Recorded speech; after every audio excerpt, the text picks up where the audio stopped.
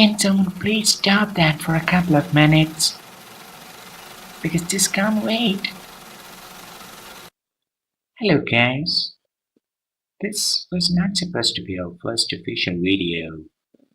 We are putting this video out there and I am presenting this because I made a major mistake and I decided that I must do something about it.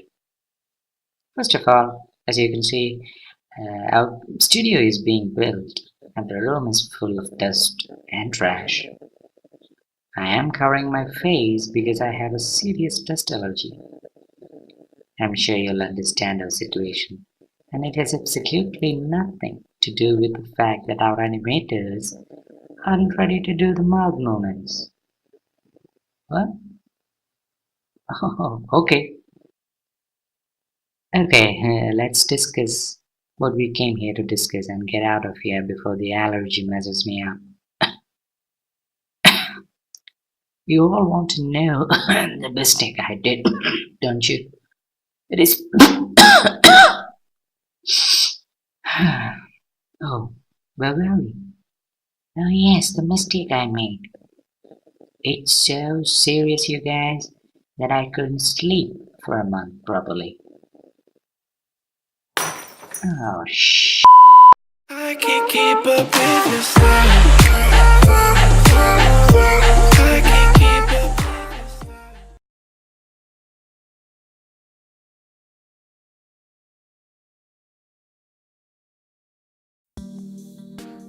Okay guys, here goes. The sin I have committed. I totally missed Spider-Man Into the Spider-Verse when it hit theaters. I heard about it and I wanted to see it, but I don't know why it skipped me. Well, I got the movie last night on Amazon Prime Video and it blew my mind. I loved it so much, I saw it again the next morning first thing. For those who have been living under a rock for a year or two, Into the Spider-Verse is the animated Spider-Man film that Sony produced after the weird shared whatever rights thing of the live-action Spider-Man that happened between Disney Marvel and Sony. To be honest, I didn't have much faith in the movie when I first heard about this because, let's face it, the Marvel animated movies always have been kinda average. Come to think of it, that might be the reason why I haven't seen that movie in the theater. Then I heard that Phil Lord and Christopher Miller were co-producing this movie. This is Miller and Lord we are talking about. I mean, most of the stuff they are attached to are pretty epic. Cloudy with a Chance of Meatballs, 21 and 22 Jump Streets, and the brilliant Lego Movie all are among my favorites. So finally, after hearing the positive feedback from both critics and audiences alike, I saw the film. And boy were they right. What makes you different is what makes you Spider-Man. Spider-Man Into the Spider-Verse is directed by, I hope I'm pronouncing it right, Bob Persichetti, Peter Ramsey, and Rodney Rothman, based on a story by Phil Lord. Screenplay was penned by Lord and Rothman. The film is based on well-known comic book storylines related to a multiverse appears in Marvel's Spider-Man titles, called the Spider-Verse. Our universe, soggy, it's weird, it's gross. And this delicious normal fry is my universe. This story follows Miles Morales, a Brooklyn teenager who is bright, smart, and social, but feels restricted by his father. His life gets upside down, literally, when he is gifted with the same powers, plus some new ones, as the Spider-Man, who already exist in this universe. when he is bitten by a radioactive spider. Later, he witnesses a reality-bending event involving the real Spider-Man and Wilson Fisk, aka Kingpin. Following those events, Miles meets many versions of Spider-People from different universes, like Spider-Gwen, Spider-Man Noir, Spider-Ham, and Spider with Two Eyes, the Japanese Spider-Girl. They embark on an adventure of epic proportions, while the very existence of all their realities hangs in the balance. At least that's what I thought. You ever hear of the Super Collider? You're gonna love this. Dimension opening now. First of all, the visuals. To quote Janice from France,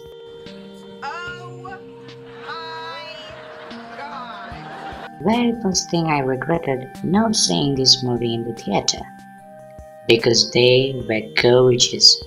The characters and their emotions were felt so real, but distant and cartoony at the same time. Never went over the top with the character stuff, but went psychedelic when the story warranted it. Every one of them had a distinct style and characteristic to them that we forget. They were hand-drawn pictures at times, and they feel very hand-drawn. I don't know if that's a word. Which brings me to the second positive thing: characters and story.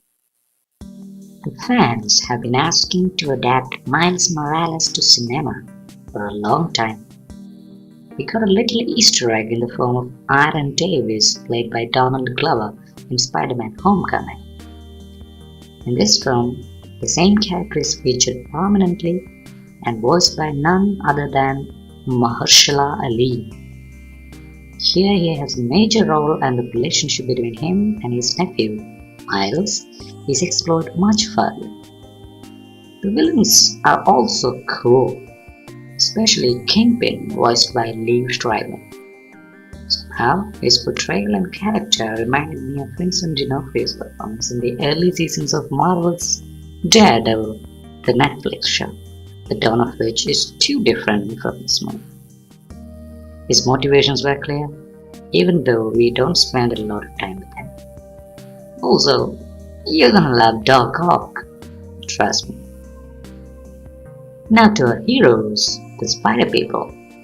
We spend most of the time with them, but other than Miles Morales, Peter Parker, and Gwen Stacy, nobody else is given enough time to shine. But I love the fact that Nicolas Cage voiced Spider-Man Noir. Anything Cage is awesome, right? That's high praise. The relationships we focus on the most are between Miles Morales, Peter Parker, Jefferson Davis, Miles' father, and Aaron Davis, his uncle. All their impact on the formation of Miles' character is portrayed brilliantly.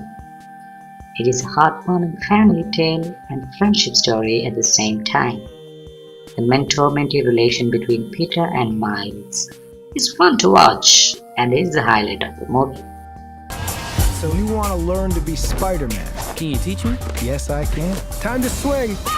Good, you're doing it. Double tap to release and whip it out again. Okay. Whip. And release. You're a natural. Whip. Like I said, the movie is a technical marvel. You see what I did there? Well, it really is a comic book flowing effortlessly into screen with the help of distinct designs and art choices. The movie is worth your attention just for its style. Also the soundtrack. The music choice of this movie is so incredible. You cannot complete this movie without tapping your feet at least thrice. Okay, enough blabber from me. This is the best Spider-Man movie you've seen so far. Spider-Verse is so smart, it can easily be a franchise starter with multiple potential spin-offs and sequels. It is inventive, very funny, sweet, dark at times. I cannot recommend it enough. You check out this movie. I know I'm a strange potato wearing a mask, but should you believe me, right? Just do me a favor. Go watch this movie and let me know if I was wrong. So, see you later, folks. I'm in love with the cocoa. I got it for the low, low, low, low, low. That way, that way. Other way, other way, other way, other way. Do animals talk in this dimension? Because I don't want to freak them out.